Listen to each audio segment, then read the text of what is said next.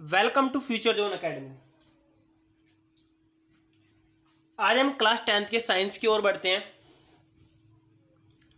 आप लोगों से रिक्वेस्ट है कि आप लोग साइंस की वीडियो शुरू से लेकर लास्ट तक देखें, और अगर आप लोगों को हमारी वीडियो अच्छी लगे तो आप वीडियो को लाइक भी करें और हमारे चैनल को सब्सक्राइब भी करें।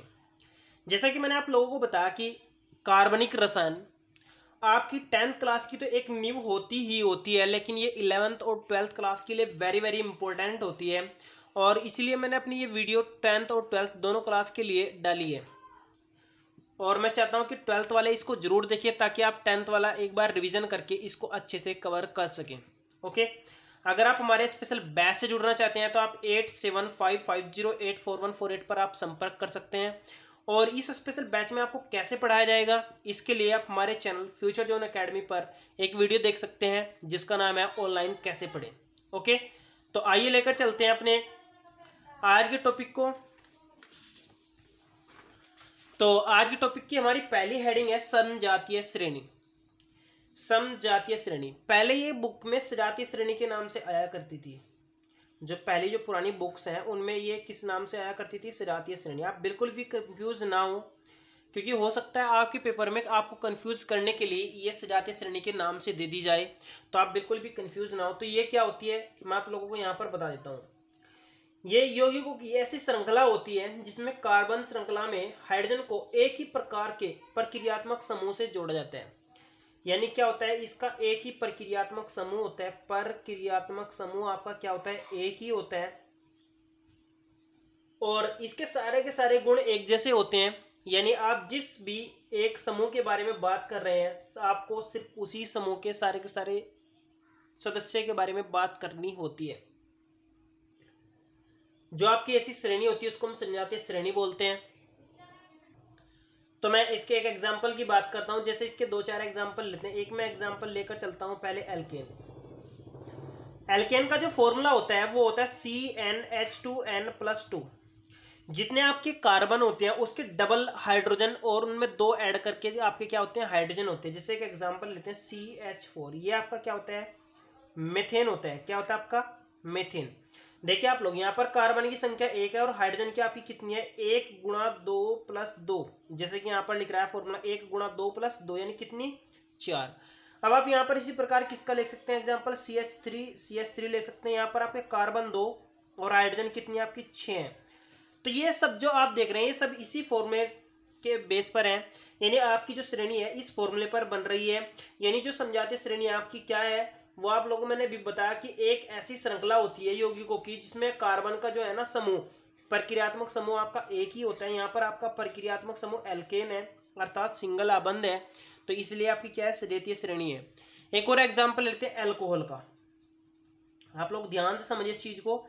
एल्कोहल का जो मतलब प्रक्रियात्मक समूह होता है वो होता है OH। क्या होता है, OH। इसका जो सूत्र होता है वो होता है CnH2n+1OH। क्या होता है, H2n+1OH होता है। अब आप देखिए, आप जितने भी अल्कोहल के सूत्र देखेंगे वो सब आप इसी से बना सकते हैं। जैसे कि आपका पहला एग्जांपल हुआ CH3OH। ये आपका मेथनॉल है। क्या है आपका, ये मेथनॉल। आप इसका नाम भी याद रखें, क्योंकि जब आप नामकरण की बात करेंगे तो आपको एक बार इनके बारे में याद करना ही पड़ेगा। क्या होता है इसका नाम, मेथनॉल।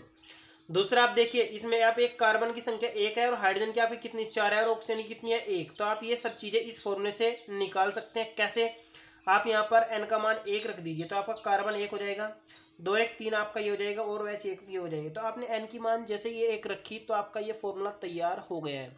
तो ये आपका क्या है, अल्कोहल की श्रेणी है। और कौन सी श्रेणी है, समजातीय श्रेणी है।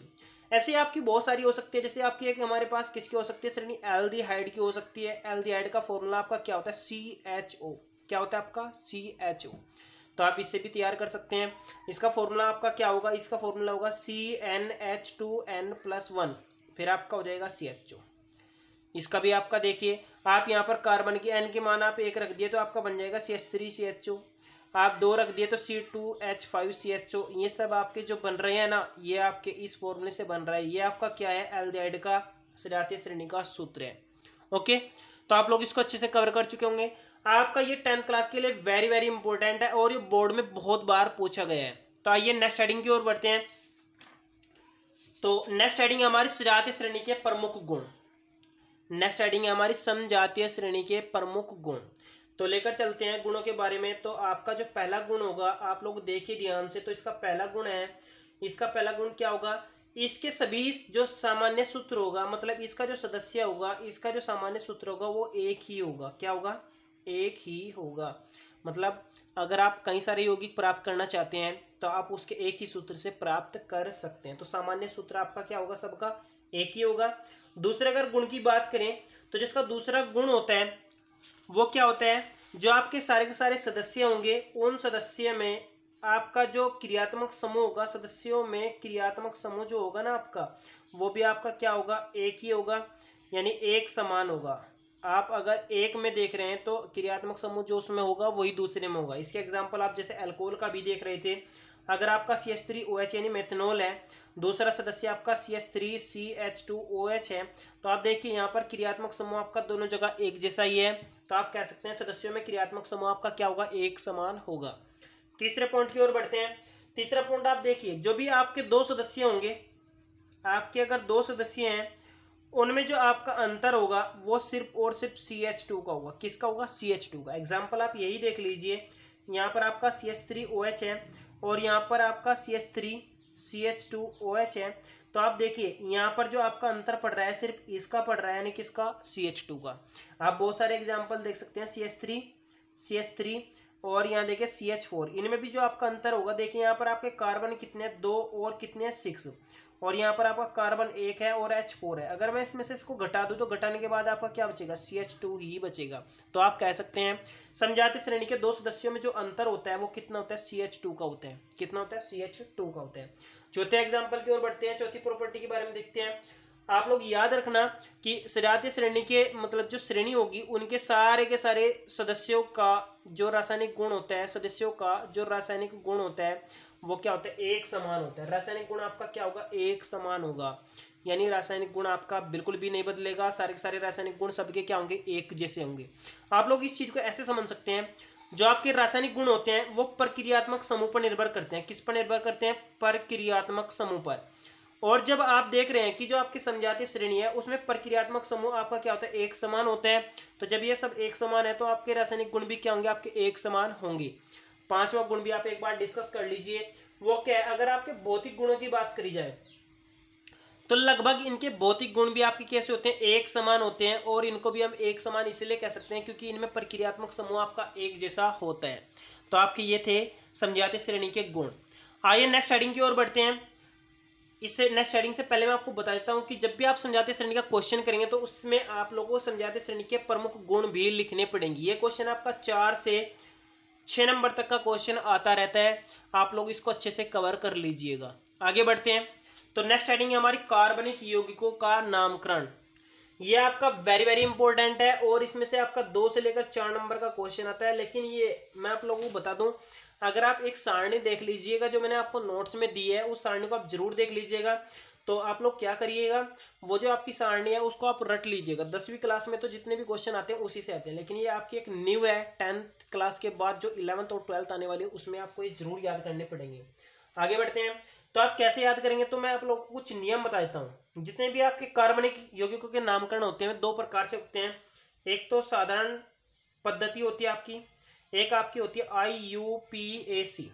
हम ज़्यादातर जो फोकस करेंगे IUPAC पर करेंगे। तो हम पहले एक साधारण के बारे में थोड़ी सी बात कर लेते हैं। जो साधारण पद्धति होती है इसमें आपका क्या कर रहा होता है, जो भी आप नाम रखेंगे वो नाम है ना मेन पदार्थ यानी जिससे यानी प्राप्त होने वाले पदार्थ पर रखा जाएगा। प्राप्त होने वाले पदार्थ के आधार पर रखा जाएगा। जैसे मैं एक एग्जांपल ले लेता हूँ, हमने लिया एसिटिक अम्ल CH3COOH। ये आपका क्या है, एसिटिक अम्ल है। ये किस चीज से प्राप्त हो रहा है, ये हो रहा है आपका सिरके से प्राप्त। किससे प्राप्त हो रहा है, सिरके से। तो जब ये सिरके से प्राप्त हो रहा है तो सिरके से प्राप्त इसलिए हो रहा है, तो सिरके के नाम पर हम इसका नाम क्या रख रहे हैं, एसिटिक। क्या रख रहे हैं इसका, एसिटिक। दूसरा एग्जाम्पल ले लेते हैं। आपका एक एग्जाम्पल ये भी हो सकता है, जो आपका फॉर्मिक अम्ल होता है COH, ये आपका चींटी के डंक से प्राप्त होते हैं। तो चींटी को हम क्या बोलते हैं, फॉर्मिका। तो इसलिए हम क्या बोलते हैं, इसको फॉर्मिक अम्ल बोलते हैं। क्या बोलते हैं, फॉर्मिक अम्ल। तो याद रखना फॉर्मिक अम्ल आपका कहाँ में पाया जाता है, चींटी के डंक में। तो इसलिए हमने इसका नाम क्या रख दिया, चींटी के डंक, यानी चींटी के आधार पर फॉर्मिक रख दिया। तो ये सब आपके किस आधार पर प्राप्त हो रहे हैं नाम? उन पदार्थों के आधार पर रखे जा रहे हैं जिनसे ये प्राप्त हो रहे हैं। आप लोग कह सकते हैं साधारण नाम आपका उस पदार्थ के आधार पर रखा जाएगा जिससे हमारा पदार्थ प्राप्त हो रहा है। तो इनके बारे में हम ज़्यादा डिस्कस भी नहीं करते हैं, लेकिन हमें IUPSC अच्छे से कवर करना है तो हम IUPSC पर ध्यान देते हैं। तो लेकर चलते हैं IUPSC। तो इसके पहले हम नियम देख लेते हैं। तो नियम आपके कैसे कैसे होंगे? सबसे पहले आपको क्या करना होगा? सबसे पहले आपको मूलाक्षर की बात करनी होगी। अब आपका मूलाक्षर क्या होता है? अगर आपका एक कार्बन होता है तो आपको क्या रखना होता है? मेथ। 2 कार्बन होता है तो आपको क्या रखना होता है? एथ। अगर 3 कार्बन होता है तो आपको रखना होता है प्रोपेन। अगर आपका 4 कार्बन होता है तो आपको रखना होता है ब्यूटेन। अगर आपको 5 कार्बन रखना होता है तो आपका क्या रखना होता है? पेंटेन। पेंट रखना होता है, मतलब यहाँ पर प्रोप होता है, यहाँ पर आपका ब्यूट होता है और यहाँ पर आपका पेंट होता है। और अगर आपका 6 कार्बन होता है तो आपको रखना होता है हेक्स। और अगर आपका 7 कार्बन होता है तो आपको रखना होता है हेप्ट। अगर आपका 8 होता है तो आपको रखना होता है ओक्ट। अगर आपका 9 होता है तो आपको रखना होता है नियो। और अगर आपका 10 होता है तो आप रखते हैं डेका। तो ये आप ध्यान रखिए, आपको तो सिर्फ 7 तक ही याद करने हैं। तो यहाँ पर आप मेथ, एथ, प्रोप, ब्यूट, पेंट, हेक्स और हेप्ट तक आप अच्छे से कवर कर लीजिएगा। अगर आप अच्छे से कवर कर गए हैं तो आप नाम करना बहुत जल्दी से सीख जाएंगे। तो ओके, आप यहाँ तक मूलाक्षर तो आपको क्लियर हो गया होगा। मूलाक्षर के बाद अब आगे बढ़ते हैं। तो जो मूलाक्षर के बाद जो हमारा पॉइंट आता है वो आता है हमारे पास प्रतिलगन या अनुलगन का। आप लोग अनुलगन और प्रतिलगन कैसे करेंगे उसके बारे में आपको यहीं पर बता देता हूँ। तो देखिए, ध्यान से समझिए आप इस चीज को। तो जो आपका नामकरण होता है वो बेसिकली 2 चीजों पर निर्भर करते हैं। तो मैं यहाँ पर एक सेट ले लेता हूँ, नहीं उस पर ही आपको सिखा देता हूँ।